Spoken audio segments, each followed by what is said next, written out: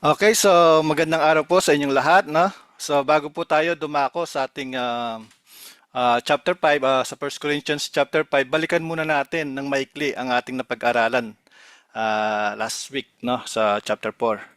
So sa chapter 4, ipinaalala ni Apostol Pablo kung ano talaga ang papel ng mga leader sa iglesia, no? So hindi sila dapat ituring ng mga celebrity o mga taong dapat ipagmalaki. Sa halip, sila ay mga lingkod ni Kristo at mga katiwala ng mga hiwaga ng Diyos. Sinabi nga niya sa 1 Corinthians chapter 4 verse 2, at ang hinihingi sa mga katiwala ay matagpuang tapat. So ito ang naging sentro ng mensahe ng chapter 4, no? So hindi unang hinahanap ng Diyos ang kasikatan, talento o dami ng tagasunod. Ang hinahanap niya ay katapatan. So ang sukatan ng Diyos ay hindi kung gaano kalaki ang ating ministry, kundi kung gaano tayo naging tapat sa mga ipinagkatiwala niya. So ipinapaalala rin ni Pablo na hindi tayo dapat madaling humatol sa mga lingkod ng Diyos dahil ang Panginoon lamang ang lubos na nakakakita ng motibo ng puso. So darating ang araw na siya mismo ang hahatol ng may ganap na katarungan ang Diyos. Okay? Ang Diyos ang hahatol. So sa madaling salita, ang chapter 4 ay nagtuturo na ang bawat mananampalataya, lalo na ang mga naglilingkod, ay tinatawag na maging tapat, mapagkumbaba at nakatuon sa papuri ng Diyos kaysa sa papuri ng tao. Okay? Ngayon, pagdating naman natin sa chapter 5, mapapansin natin na nagbabago ang direction ng sulat ni Pablo. Sa mga naunang kabanata, no, itinuwid niya ang mga maling pag-iisip ng mga taga-Korinto, ang kanilang pagmamataas, pagkakampi-kampi, at pagtingin sa karunungan ng tao. Ngunit ngayon, lilipat si Pablo mula sa mga problemang may kinalaman sa kanilang pag-iisip patungo sa mga problemang may kinalaman sa kanilang pamumuhay. So makikita natin dito na ang maling paniniwala ay nauuwi rin sa maling pamumuhay. Isa ito sa mga dahilan kung bakit mahalaga ang tamang doktrina. Kapag mali ang ating pagkakaunawa sa Diyos at sa kanyang salita, kadalasan ay maaapektuhan din ang ating pamumuhay.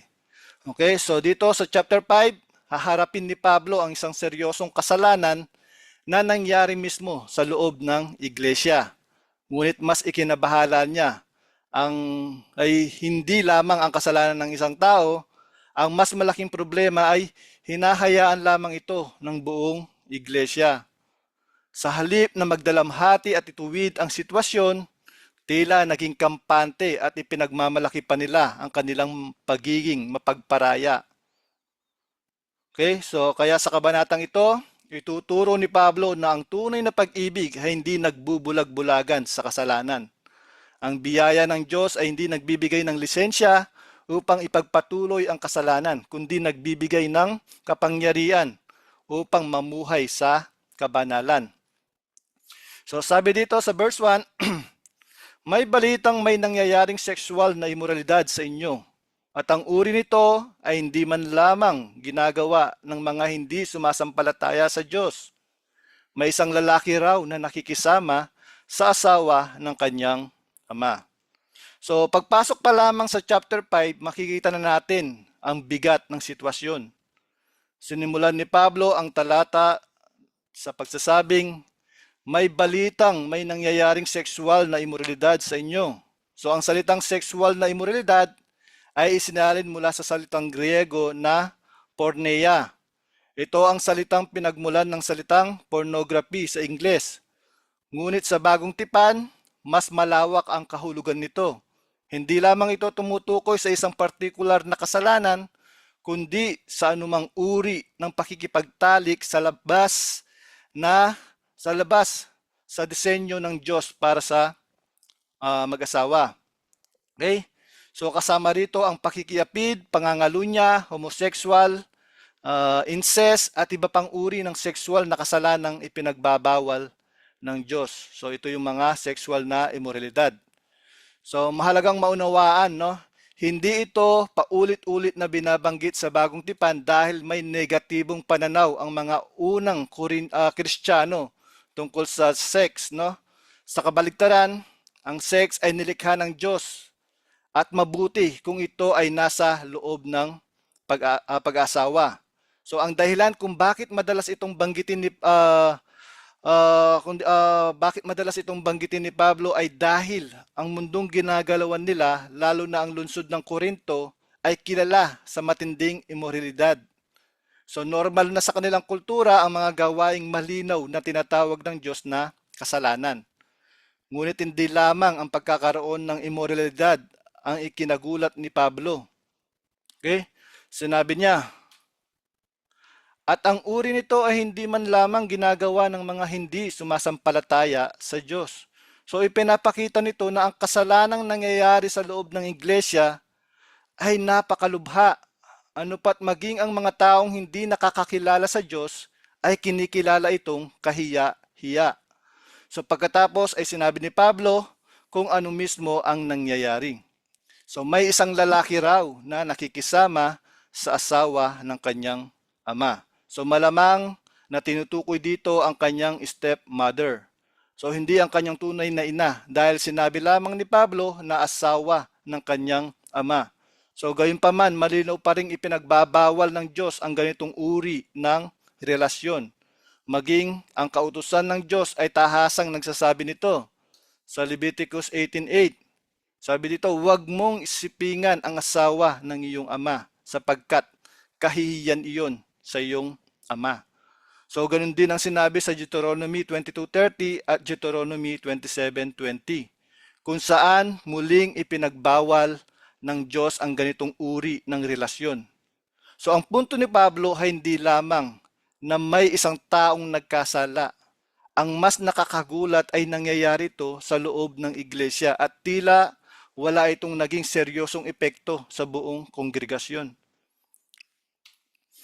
Then sa verse 2, sabi dito, at sa halip na ikahiya ninyo ito, ipinagmamalaki pa ninyo ang inyong sarili. Dapat sana'y nalungkot kayo at pinalayas ninyo sa inyong samahan ang taong gumagawa nito. So pagkatapos ilahad ni Pablo sa verse 1 ang seryosong kasalanang nangyayari sa loob ng iglesia, inilipat naman niya ang kanyang pansin sa mas malaking problema, ang naging tugon ng buong iglesia. So ikinalungkot ay ang naging sa loobin ng mga taga-Korinto. Sinabi niya, at sa halip na ikahiya ninyo ito, ipinagmamalaki pa ninyo ang inyong sarili. Sabi niya dito, no? So ang salitang ipinagmamalaki ay pareho ring idea na ginamit ni Pablo sa mga naunang kabanata tungkol sa kanilang pagmamataas. So paulit-ulit niyang itinutuwid ang pagiging pop-up o mapagmataas ng mga taga-Korinto. So maaring iniisip nila na ang kanilang pagiging mapagparaya ay tanda ng pag-ibig at pagiging bukas sa lahat. Marahil ipinagmamalaki pa nila na hindi sila humahatol at tinatanggap nila ang lahat. Ngunit para kay Pablo, hindi ito pag-ibig kundi pagpapabaya. So ang tunay na pag-ibig ay hindi nagwawalang bahala sa kasalanan, kundi nagnanais na maibalik ang kapatid sa tamang relasyon sa Diyos. So sa halip na magmalaki, sinabi ni Pablo, dapat sana'y nalungkot kayo. So ang salitang nalungkot ay may kahulugan ng malalim na pagdadalamhati. Ito ang parehong uri ng pagdadalamhati na nararapat kapag may mabigat na kasalanan o malaking pagkawala. So ipinapakita nito na ang kasamaan sa loob ng iglesia ay hindi dapat baliwalain o ituring na normal. Dapat itong magdulot ng kalungkutan dahil sinisira nito ang dangal ni Kristo, ang kabanalan ng iglesia at ang spiritual na kalagayan ng taong nagkakasala. Ganito rin ang itinuturo ng Panginoong Yesus, no, sa Matthew chapter 5 verse 4. Mapalad ang mga nagdadalamhati sapagkat aalawin sila ng Diyos. So kasama rito ang pagdadalamhati dahil sa kasalanan. Una sa sarili nating buhay at gayon din kapag may kapatid na namumuhay sa hayagang kasalanan. Okay?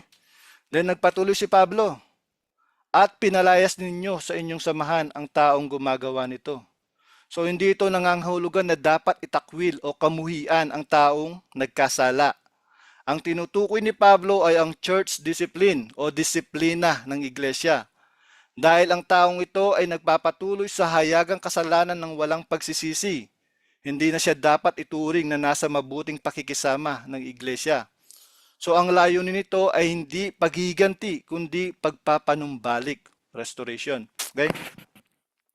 So ang disiplina ng iglesia ay isang paraan ng pagmamahal upang ipakita sa nagkakasala ang bigat ng kanyang kasalanan at akayin siyang magsisi at manumbalik sa Panginoon. So makikita natin ang parehong prinsipyo sa sinabi ni Jesus sa Matthew 18 verse 15 to 17. Sabi dito, kung magkasala sa inyo ang kapatid mo, puntahan mo siya at pagsabihan ng sarilinan. Kapag nakinig siya sa iyo, naibalik mo ang iyong kapatid. Ngunit kung hindi siya makinig, magsama ka ng isa o dalawang tao upang ang bawat salita ay mapatunayan sa pamamagitan ng dalawa o tatlong saksi. Kung hindi pa rin siya makinig sa kanila, sabihin mo ito sa iglesia. At kung hindi pa rin siya makinig sa iglesia, ituring mo siya na parang isang hentil at maniningil ng buwis. So dito sa passage na ito, itinuro niya ang tamang proseso ng pagharap sa kapatid na nagkakasala. Kapag tumanggi siyang magsisi kahit matapos ang paulit-ulit na pagsaway, sinabi ni Jesus na dapat siyang ituring na parang hindi mananampalataya. So hindi ito upang itulak siya palayo sa Diyos, kundi upang makita niya ang kanyang tunay na kalagayan at magsisi. So sa verse 2 na ito, malinaw na ipinapakita ni Pablo na ang iglesia ay may pananagutan sa kabanalan ng kanyang kapatid. Okay? Hindi ibig sabihin nito na perpekto na ang bawat miyembro sapagkat lahat tayo ay nagkakasala. Ngunit may malaking pagkakaiba ang isang mananampalatayang nagsisisi at lumalaban sa kasalanan at ang isang taong hayagang namumuhay sa kasalanan ng walang pagsisisi at walang pakialam sa salita ng Diyos. So ito ang sitwasyong tinutukoy ni Pablo sa chapter na ito. Ang problema ay hindi lamang ang pagkakasala ng isang tao, kundi ang katotohanang hinayaan at tinanggap ito ng buong iglesia na para bang walang mali. Sa halip na magdalamhati at kumilos ayon sa salita ng Diyos, naging kampante sila at ipinagmamalaki pa ang kanilang maling uri ng pagpaparaya.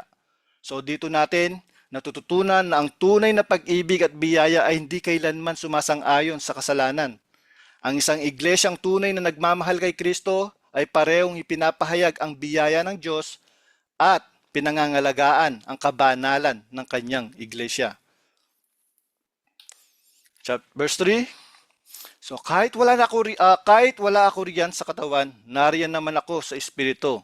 At para bang naririyan ako, nahatulan ko na ang taong gumawa ng ganitong kasamaan.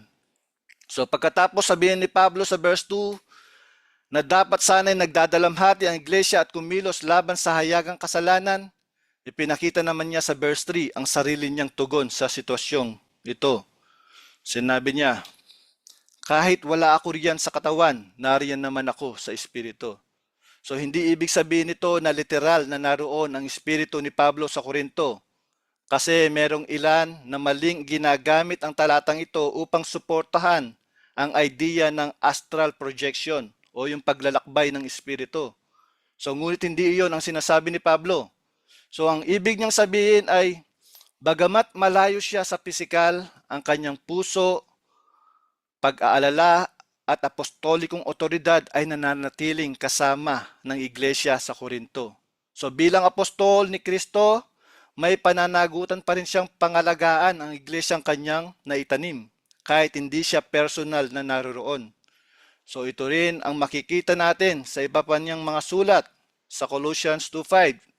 Sabi dito, sapagkat kahit wala ako riyan sa katawan, kasama ninyo ako sa espiritu, at ikinatutuwa kong makita ang inyong maayos na pamumuhay at ang katatagan ng inyong pananampalataya kay Kristo. So ipinapakita nito ng pahayag na kasama ko kayo sa Espiritu ay isang paraan ng pagsasabing nananatili ang kanyang malasakit, panalangin at pagmamalasakit sa mga iglesyang kanyang pinaglilingkuran. So pagkatapos sinabi ni Pablo, at para bang naririyan ako, nahatulan ko na ang taong gumagawa ng ganitong kasamaan. So hindi ito padalos-dalos na paghatol o personal na opinion ni Pablo. So bilang apostol ni Jesus, nagsasalita siya batay sa authority ng salita ng Diyos. So hindi niya inaatulan ang puso ng tao. Ang Diyos lamang ang lubos na nakakaalam nito. Ngunit inahatulan niya ang hayagang kasalanan na malinaw na salungat sa kalooban ng Diyos. So mahalagang maunawaan ito, no, dahil madalas ginagamit ng ilan ang sinasabi ni Jesus sa Matthew chapter 7 verse 1. Ito yung napag-aralan namin kagabi. So huwag kayong humatol upang hindi kayo hatulan. So upang sabihing mali ang anumang uri ng paghatol. So ngunit ang ipinagbabawal ni Jesus ay ang mapagkunwari at mapanghusgang paghatol. So hindi ang tamang paghatol batay sa salita ng Diyos. Sa katunayan, sinabi rin ni Jesus, no, sa John 7:24, huwag kayong humatol ayon sa panlabas na inyo, kundi humatol kayo ng ayon sa matuwid na paghatol. So ganito rin ang ginagawa ni Pablo, no, sa talatang ito. Hindi siya humahatol ayon sa personal na damdamin o opinyon, kundi ayon sa malinaw na pamantayan ng Diyos. So makikita rin dito ang isang mahalagang prinsipyo tungkol sa iglesia. Kapag ang isang kasalanan ay hayagan, nagpapatuloy at walang pagsisisi, hindi maaring magbulag-bulagan ang iglesia. So ang tunay na pag-ibig ay hindi tinatakpan ang kasalanan sa pamamagitan ng pagpapabaya. Sa halip, maingat, ngunit matapang nitong hinaharap ang kasalanan ayon sa salita ng Diyos na may layuning akayin ang nagkasala sa pagsisisi at pagpapanumbalik. Restoration. Kaya sa verse 3, pinapakita ni Pablo na hindi dapat baliwalain ng iglesia ang hayagang kasalanan. Ang tunay na pag-ibig kay Kristo at sa kapatid ay hindi nagbubulag-bulagan sa kasalanan, kundi buong pag-ibig itong itinutuwid upang akayin ang nagkasala sa pagsisisi at maibalik siya sa tamang relasyon sa Diyos. Okay, verse 4. Kapag nagtipon kayo sa pangalan ng ating Panginoong Yesus at kasama ninyo ako sa Espiritu at ang kapangyarihan ng ating Panginoong Yesus. Okay. So sabi dito, no, pagkatapos sabihin ni Pablo sa verse 3 na nahatulan nga niya ang taong nagpapatuloy sa hayagang kasalanan. So ipinaliwanag naman niya sa verse 4 kung paano ito dapat isagawa ng buong iglesia. Sinabi niya, kapag nagtipon kayo sa pangalan ng ating Panginoong Yesus. So ipinapakita nito na ang disiplina sa loob ng iglesia ay hindi dapat ginagawa ng palihim o batay lamang sa personal na opinyon ng isang tao. Ito ay isang seryosong usapin na dapat isagawa ng buong iglesia sa tamang paraan at sa ilalim ng authority ni Jesus, ni Kristo. So ang parilalang sa pangalan ng ating Panginoong Yesus ay hindi lamang basta pagbanggit sa pangalan ni Jesus. Sa Biblia, ang paggawa ng isang bagay na sa pangalan ng isang tao ay nangangahulugan na ginagawa ito sa ilalim ng kanyang authority at ayon sa kanyang kalooban. Kaya ang church discipline ay hindi dapat nakabatay sa emosyon, sa galit o personal na sama ng loob. Dapat itong isagawa ayon sa pamantayang itinuturo ni Jesus sa kanyang salita. Okay? Ito rin ang makikita natin sa Matthew 18:20, no? Sapagkat kung saan nagkakatipon ang dalawa o tatlo sa aking pangalan, naroon ako sa kanilang kalagitnaan. So bagamat madalas ginagamit ang talatang ito sa mga prayer meeting, ang konteksto nito ay tungkol sa pagdidisiplina sa loob ng iglesia. So ipinapangako ni Jesus ang kanyang presensya na kapag ang iglesia ay sama-samang kumikilos ayon sa kanyang kalooban, nariyon ang presensya ng Diyos. Okay? Then, sabi dito, at kasama ninyo ako sa Espiritu. So hindi ibig sabihin nito na literal na naroon ang espiritu ni Pablo sa kanilang pagtitipon. So tulad ng nakita natin sa verse 3, ang ibig niyang sabihin ay bagamat wala siya roon sa pisikal, ang kanyang apostolikong authority at pagtuturo ay kasama nila sa pamamagitan ng liham ng kanyang isinulat. So sa madaling salita, ang liham ni Pablo ang kumakatawan sa kanyang presensya at authority bilang apostol ni Kristo. Okay? So pagkatapos, sinabi ni Pablo, at ang kapangyarihan ng ating Panginoong Yesus. So napakahalaga ng bahaging ito. Hindi umaasa si Pablo sa kanyang sariling authority bilang apostol, ni sa kapangyarihan ng iglesia. Ang tunay na authority ng church discipline ay nagmumula kay Kristo mismo, na siyang ulo ng iglesia. Ito ang dahilan kung bakit ang disiplina sa loob ng iglesia ay hindi simpleng desisyon ng tao. Ito ay isang spiritual na gawain na dapat isagawa ng may pagpapakumbaba, panalangin at lubos na pag-asa sa kapangyarihan ng Panginoong Yesus. Makikita rin natin sa Colossians 1:18, si Kristo ang ulo ng iglesia na siyang kanyang katawan. So dahil si Kristo ang ulo ng iglesia, ang bawat desisyon ng iglesia, lalo na ang tungkol sa pagdisiplina, ay dapat nakasunod sa kanyang salita at sa kanyang authority. So dito sa verse na ito, itinuturo na ang church discipline ay hindi personal na paghiganti o pagpapakita ng kapangyarihan ng mga leader. Ito ay isang gawain ng buong iglesia na isinasagawa sa ilalim ng authority ni Jesus at ayon sa kanyang salita. Kapag may hayagang kasalanan na nagpapatuloy ng walang pagsisisi, hindi dapat kumilos ang iglesia batay sa emosyon personal na opinion, kundi sa katotohanan ng kasulatan na may layuning parangalan si Kristo at akayin ang nagkasala sa pagsisisi at pagpapanumbalik.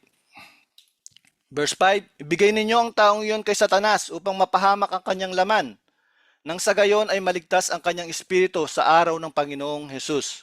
So ito marahil ang isa sa pinakamahirap unawain sa buong kabanata. Sa unang basa, maaring isipin ng ilan na napakabigat o napakalupit ng utos ni Pablo. Ngunit kapag tinignan natin ang kabuuan ng konteksto, makikita natin ang layunin nito ay hindi ang kapahamakan ng tao, kundi ang kanyang pagpapanumbalik. Sinabi ni Pablo, ibigay ninyo ang taong iyan kay Satanas. Ano ang ibig sabihin nito? So hindi ito nangangahulugang literal na ibibigay nila ang tao ito kay Satanas, na para bang isusuko siya sa diablo. So ang tinutukoy ni Pablo, ang pag-alis sa kanya sa pakikisama ng iglesia. Sa isip ni Pablo, may dalawang larangan.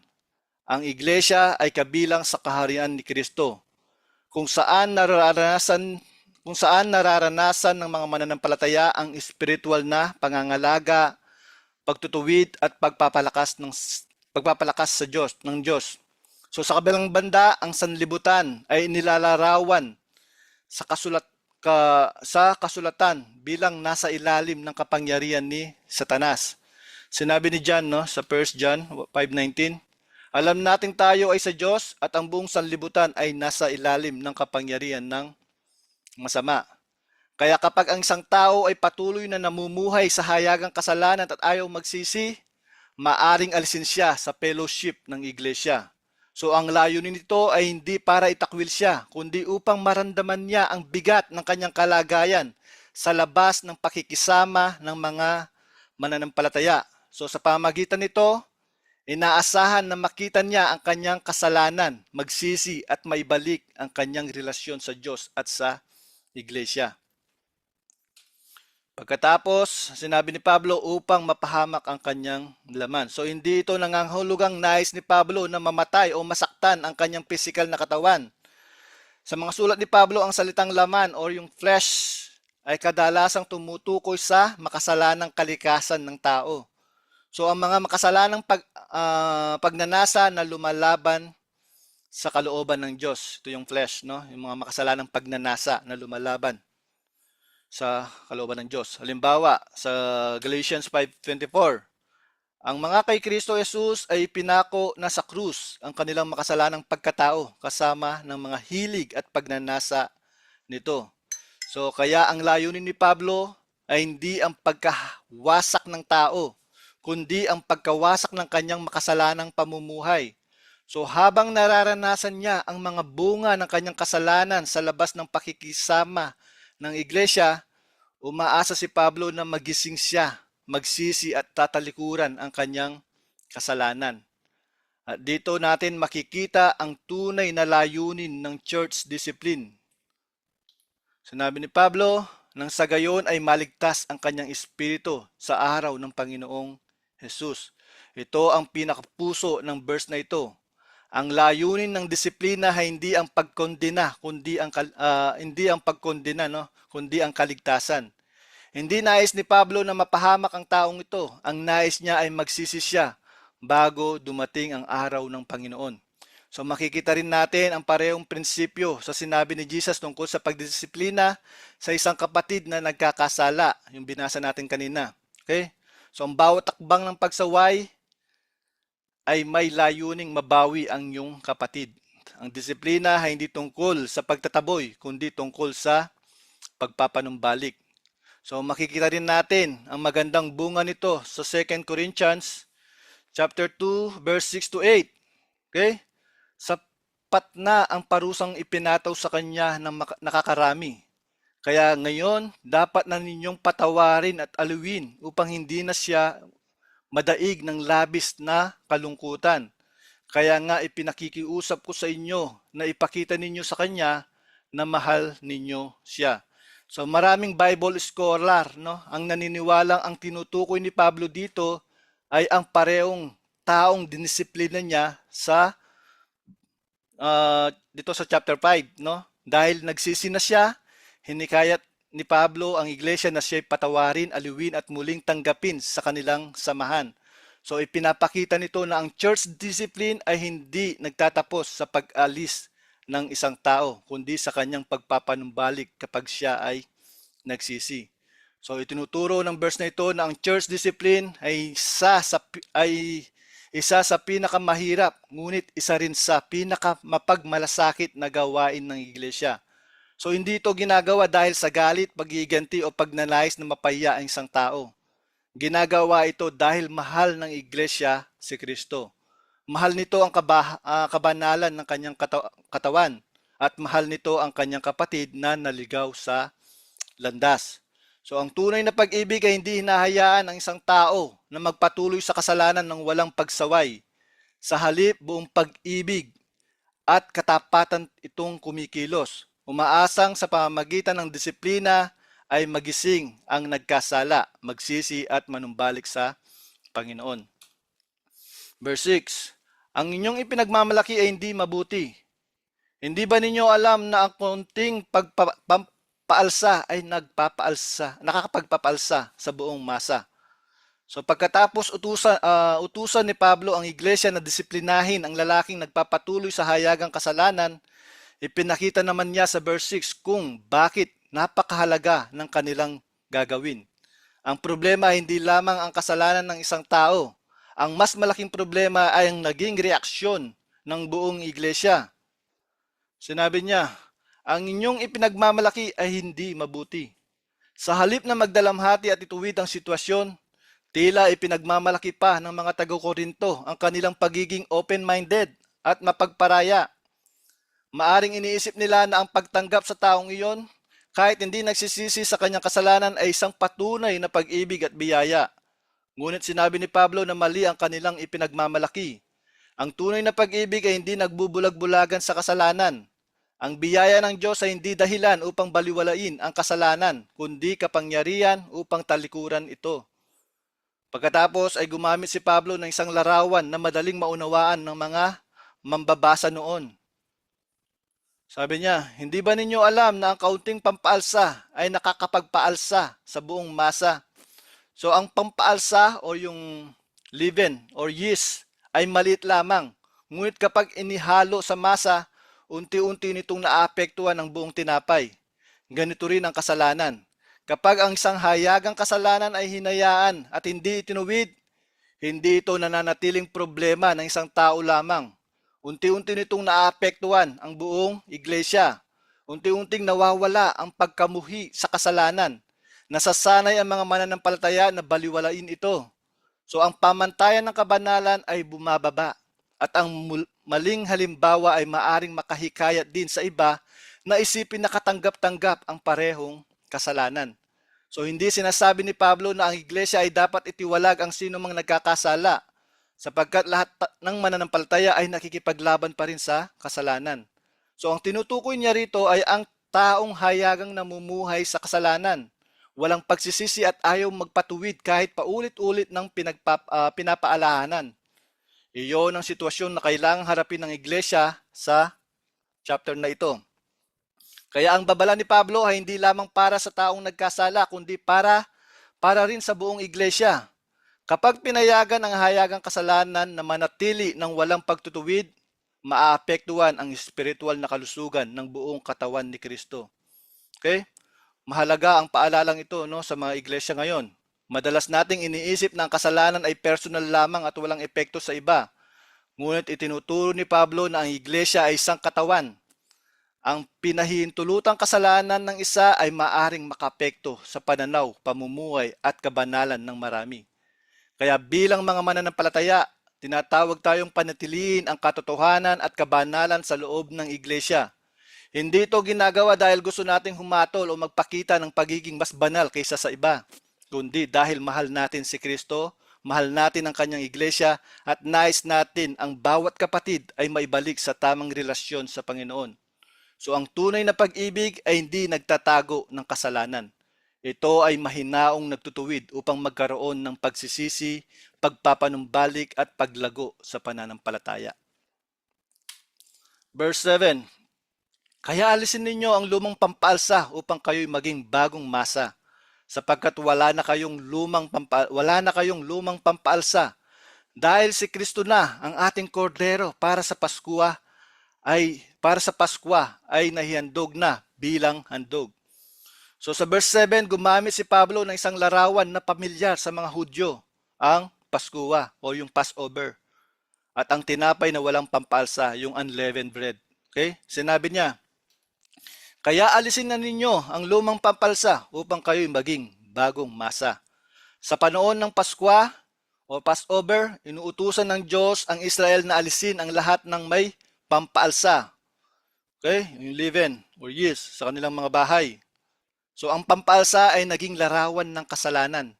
Dahil tulad nito, ang kasalanan ay unti-unting kumakalat at naapektuhan ang kabuuan. Ito ang koneksyon sa sinabi ni Pablo sa verse 6. Ang kaunting pampalsa ay nagpapaalsa sa buong masa. So kung kaya't ang iglesia ay hindi dapat magbigay ng lugar sa hayagang kasalanan dahil maaari itong makaapekto sa buong katawan ni Kristo. Ngunit may mas malalim pang dahilan kung bakit sinabi ni Pablo na alisin ang lumang pampaalsa. Sabi niya, sapagkat wala na kayong lumang pampaalsa. So hindi ibig sabihin nito na wala nang kakayahang magkasala ang mga mananampalataya. Ang ibig niyang sabihin ni Pablo ay nagbago na ang kanilang pagkakakilanlan kay Kristo. Okay, yung identity.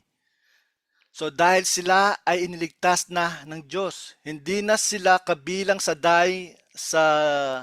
dating pamumuhay ng kasalanan. So tinawag na sila upang mamuhay bilang isang banal na bayan.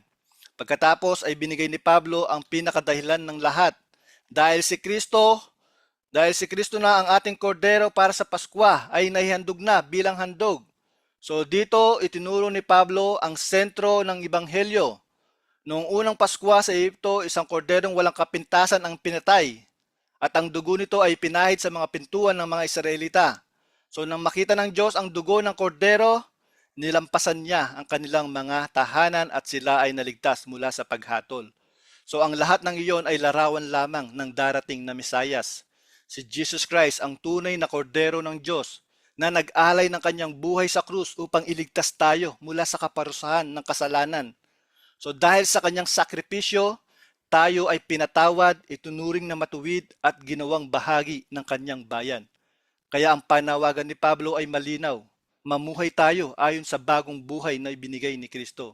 Hindi natin inaalis ang kasalanan upang tayo ay malagtas. Inaalis natin ito dahil tayo ay naligtas na. So ang kabanalan ay hindi paraan upang makamit ang kaligtasan, kundi bunga na gawa ni Kristo sa ating buhay. So ang verse na ito ay nagpapaalala sa atin na ang buhay Kristiyano ay hindi lamang tungkol sa pagtanggap ng kapatawaran, kundi tungkol din sa patuloy na paglayo sa kasalanan. Dahil si Kristo ang ating Passover lamb na nag-alay ng kanyang buhay para sa atin, hindi na tayo dapat mamuhay ayon sa ating dating pagkatao. Sa halip, Araw-araw nating isabuhay ang bagong buhay na ibinigay niya sa atin. Ang tunay na biyaya ng Diyos ay hindi nagbibigay ng lisensya upang magpatuloy sa kasalanan, kundi nagbibigay ng kapangyarihan upang mamuhay ng may kabanalan para sa kanyang kaluwalhatian. Verse 8, kaya ipagdiwang natin ang ating Paskwa, hindi gamit ang lumang pampalsa na kasamaan at kasamaan ng dating buhay, kundi gamit ang tinapay na walang pampalsa ng katapatan at katotohanan. Pagkatapos sabihin ni Pablo sa verse 7 na si Kristo ang ating kordero para sa Paskwa, pinakita naman niya ngayon ang tamang tugon ng mga mananampalataya sa ginawa ni Kristo. Sinabi niya, kaya ipagdiwang natin ang ating Paskwa. So hindi tinutukoy ni Pablo ang literal na pagdiriwang ng Jewish Passover. Ang ibig niyang sabihin ay ang buong buhay ng isang Kristiyano. Dahil si Kristo ang ating Passover lamb na nag-alay ng kanyang buhay para sa atin, ang ating buhay ngayon ay dapat maging isang patuloy na pagdiriwang ng kaligtasang tinanggap natin sa Kanya. Ngunit paano natin ipagdiriwang ang ating Passover? Sinabi ni Pablo, hindi gamit ang lumang pampalsa ng kasamaan at kasamaan ng dating buhay. So muli niyang ginamit ang larawan ng pampalsa bilang simbolo ng kasalanan. Ang lumang pampalsa ay tumutukoy sa ating dating pamumuhay bago natin makilala si Kristo. Isang buhay na puno ng kasamaan, kasalanan at paghimagsik laban sa Diyos. So ipinapaalala ni Pablo na hindi maaring sabihin ng isang mananampalataya na siya ay kay Kristo, ngunit patuloy na namumuhay sa dating paraan ng buhay. Ang Ebanghelyo ay hindi lamang nagbabago ng ating destinasyon, binabago rin nito ang ating pamumuhay. Okay? Sa halip, sinabi niya, kundi gamit ang tinapay na walang pampalsa ng katapatan at katotohanan. So ang tinapay na walang pampalsa ay larawan ng isang buhay na malinis at nakatalaga sa Diyos. Ang katapatan o sincerity ay tumutukoy sa isang pusong tapat, walang pagkukunwari at may dalisay na motibo sa harapan ng Diyos. Samantalang ang katotohanan o yung truth ay tumutukoy sa pamumuhay na naaayon sa salita ng Diyos at hindi sa pamantayan ng mundo. Sa madaling salita, ang isang tunay na mananampalataya ay hindi lamang umiiwas sa kasalanan, kundi nagsisikap ding mamuhay ng may katapatan at katotohanan bilang bunga ng kanyang relasyon kay Kristo. So mapapansin natin ang diin ni Pablo ay hindi lamang sa pag-alis ng kasamaan, kundi sa pagpapalit nito ng isang buhay na nagpapakita ng pagbabago. Hindi sapat na talikuran ng kasalanan, dapat itong mapalitan ng isang pamumuhay na nagbibigay luwalhati sa Diyos. So ang verse na ito ay nagpapaalala sa atin na ang kaligtasan kay Kristo ay may kasamang panawagan sa isang bagong pamumuhay. Dahil si Jesus ang ating Passover lamb, hindi na tayo dapat mamuhay ayon sa ating dating pagkatao. Araw-araw tayong tinatawag na alisin ang lumang pampalsa ng kasalanan at mamuhay ng may katapatan at katotohanan. So ang tunay na Kristyanismo ay hindi lamang tungkol sa pag-iwas sa mali, kundi tungkol sa pamumuhay na nagpapakita ng pagbabago na bunga ng biyaya ng Diyos. Kapag ang puso ay tunay na binago ni Kristo, makikita rin ito sa ating mga salita, mga desisyon at buong pamumuhay. Verse 9, Sa aking naunang sulat,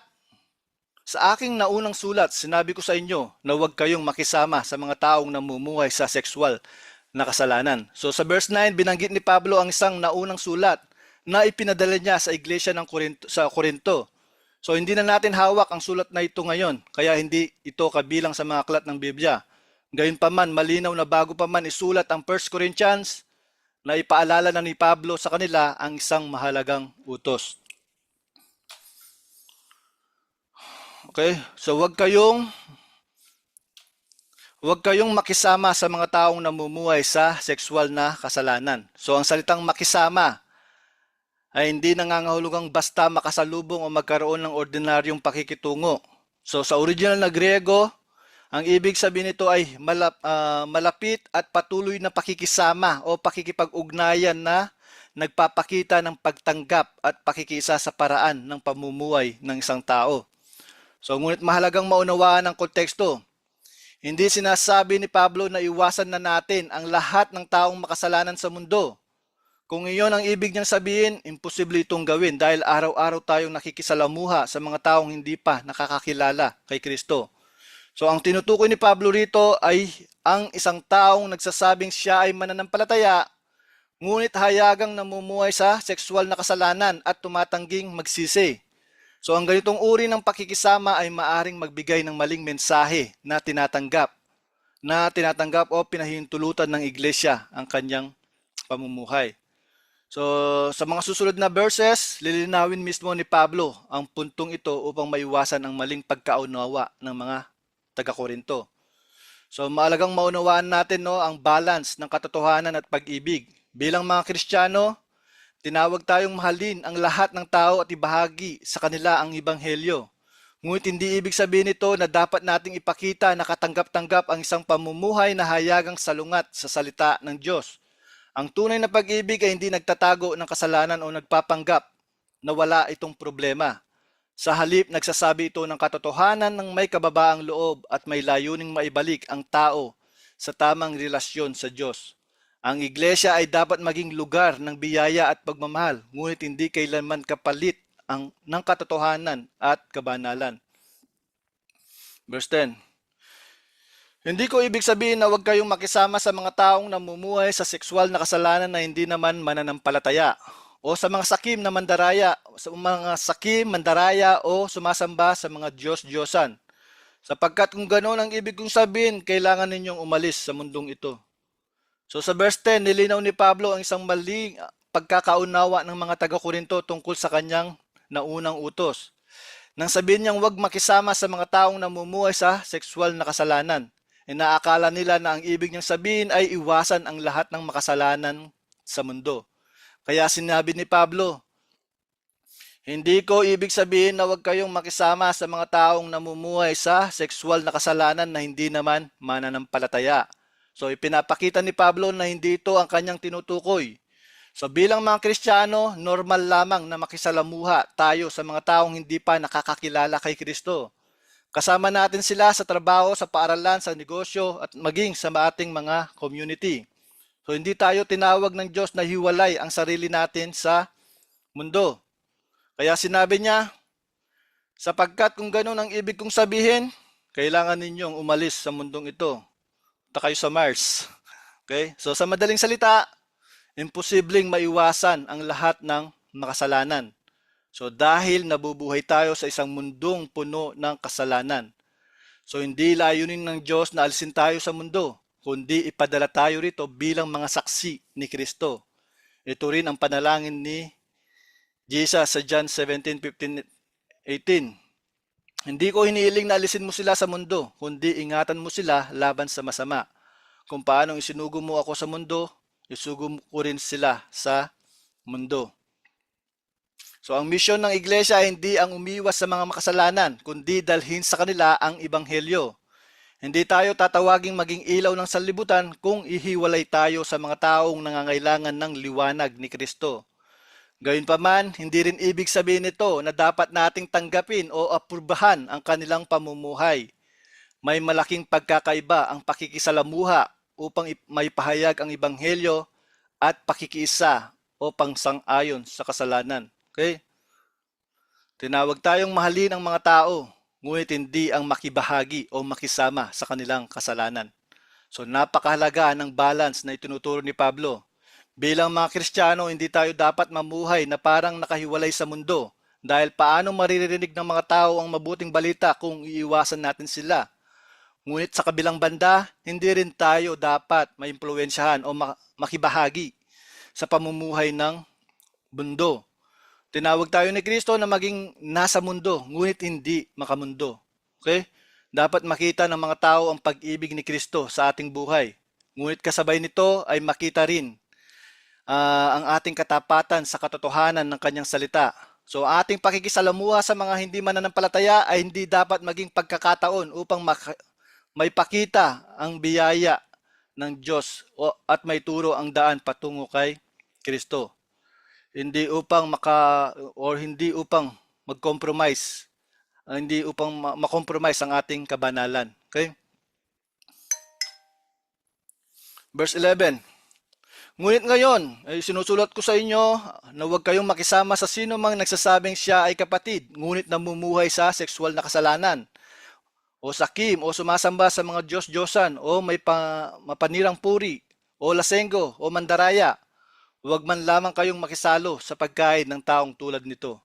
So sa verse 11, tuluyan ng nilinaw ni Pablo ang kanyang ibig sabihin sa verse 9. Ang kanyang utos ay hindi tungkol sa mga taong nasa labas ng iglesia, kundi tungkol sa isang taong nagsasabing siya ay mananampalataya, ngunit hayagang namumuhay sa kasalanan at tumatangging magsisi. So pansinin niyo ang sinabi ni Pablo. Sino mang nagsasabing siya ay kapatid. So mahalagang pansinin ang mga salitang ito. Hindi niya sinabi na sino mang makasalanan, sapagkat lahat ng Kristiyano ay nagkakasala. Ang tinutukoy niya ay isang taong nagsasabing siya ay kay Kristo, ngunit ang kanyang pamumuhay ay hayagang sumasalungat sa Ebanghelyo at wala siyang pagsisisi o hangaring magbago. Pagkatapos ay nagbigay si Pablo ng ilang halimbawa ng mga kasalanang ito. Yung sexual na imoralidad, kasakiman, pagsamba sa Diyos-Diyosan, paninirang puri, paglalasing at pandaraya. So mapapansin natin hindi lamang sexual na kasalanan ang binanggit ni Pablo. Isinama rin niya ang mga kasalanang madalas na hindi gaanong napapansin, gaya ng kasakiman, paninirang puri at pandaraya. Ipinapakita nito na sa harapan ng Diyos, anumang kasalanang hayagang ipinagpapatuloy ng walang pagsisisi ay seryosong usapin.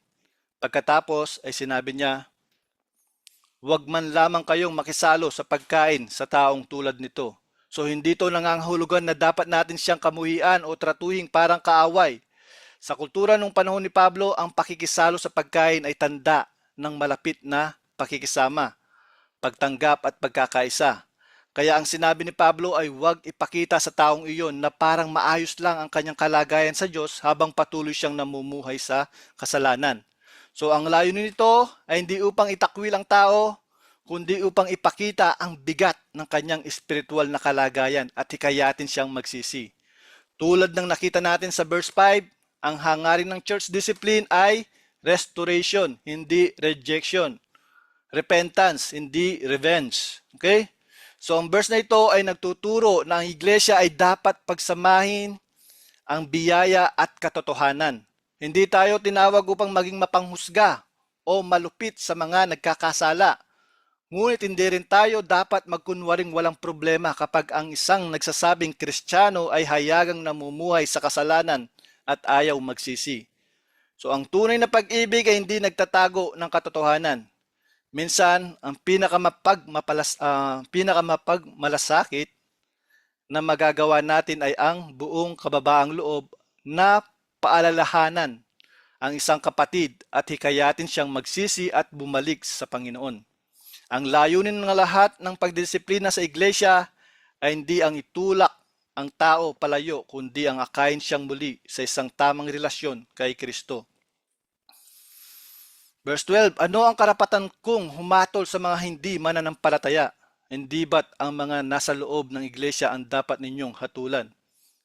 So pagkatapos ipaliwanag ni Pablo sa verse 11 kung paano dapat harapin ang iglesia ang isang kapatid na hayagang namumuhay sa kasalanan, nilinaw naman niya ngayon kung kanino dapat ilapat ang ganitong paghatol. Sinabi niya, ano ang karapatan kong humatol sa mga hindi mananampalataya? So hindi sinabi ni Pablo na wala ng tama o mali sa ginagawa ng mga hindi mananampalataya. Ang ibig niyang sabihin ay hindi responsibilidad ng iglesia na disiplinahin ang mga taong wala kay Kristo. Natural lamang na ang mga hindi pa nakakakilala kay Jesus ay mamuhay ayon sa pamantayan ng mundong ito. Hindi natin maaasahan ang isang taong hindi paligtas na mamuhay na parang isang tunay na Kristiyano. Kaya sa halip na ituon ang ating pansin sa paghatol sa mundo, ang pangunahing misyon ng iglesia ay ipangaral ang Ebanghelyo upang sila ay makakilala kay Kristo at mabago ang kanilang buhay. Pagkatapos sinabi ni Pablo, hindi ba't ang mga nasa loob ng iglesia ang dapat ninyong hatulan? Ang salitang hatulan dito ay hindi nangangahulugang maging mapanghusga, mapanlait o maghanap ng mali sa kapwa.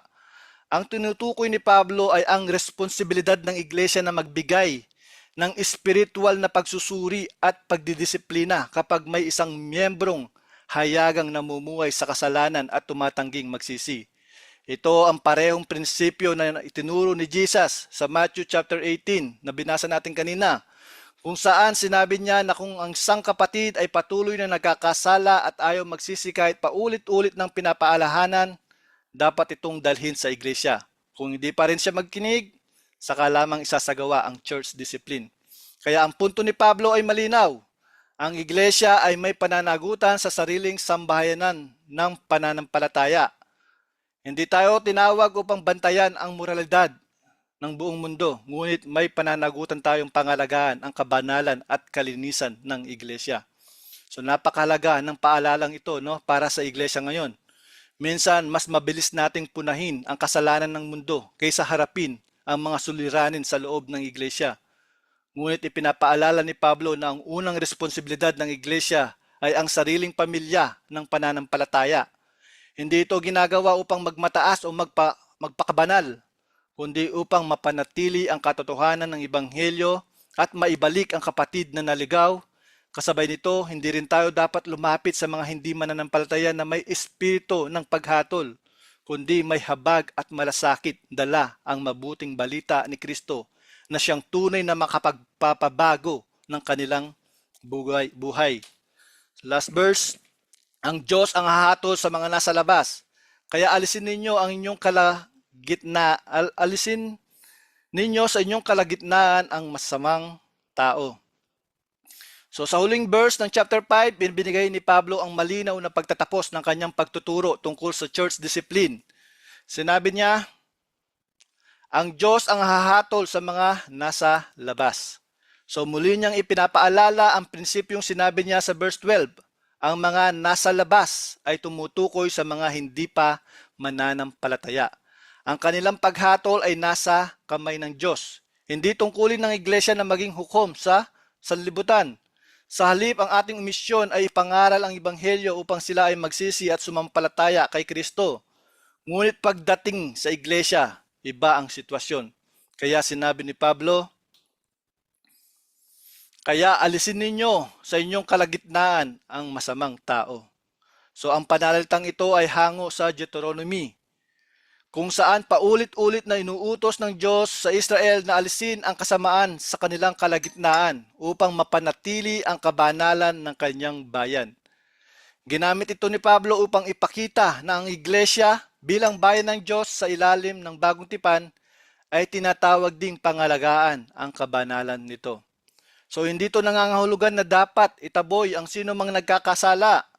Ang tinutukoy ni Pablo ay ang isang taong nagsasabing siya ay mananampalataya, ngunit patuloy na namumuhay sa hayagang kasalanan at tumatangging magsisi, kahit paulit-ulit ng pinapaalalahanan. Okay? So ang pag-alis sa taong ito ay tumutukoy sa church discipline, ang pagsamantalang pag-alis sa kanya sa fellowship ng iglesia. Tulad ng nakita natin sa verse 5, ang layunin nito ay hindi ang kanyang kapahamakan, kundi ang kanyang pagsisisi, pagpapanumbalik at paglago sa Panginoon. So makikita natin ang magandang halimbawa nito sa 2 Corinthians chapter 2, verse 6 to 8 na nabasa natin kanina, no? So nung magsisi ang taong yon, sinabi ni Pablo sa iglesia na patawarin na siya, aluin, tanggapin siyang muli upang hindi na siya tuluyang madaig ng labis na kalungkutan. So ipinapakita nito na ang layunin ng church discipline ay hindi pagtatakwil, kundi restoration.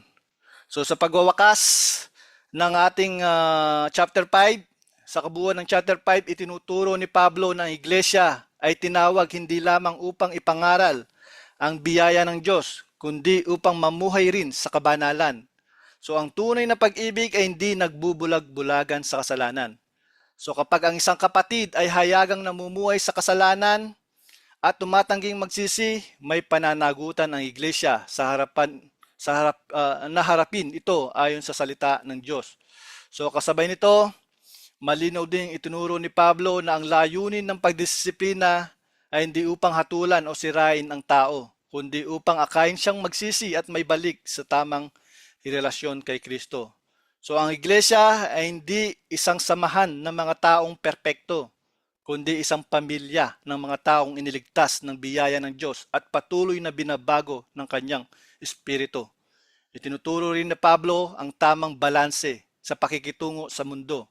Hindi tayo tinawag na iwasan ang mga hindi mananampalataya sapagkat sila ang nangangailangan ng Ebanghelyo.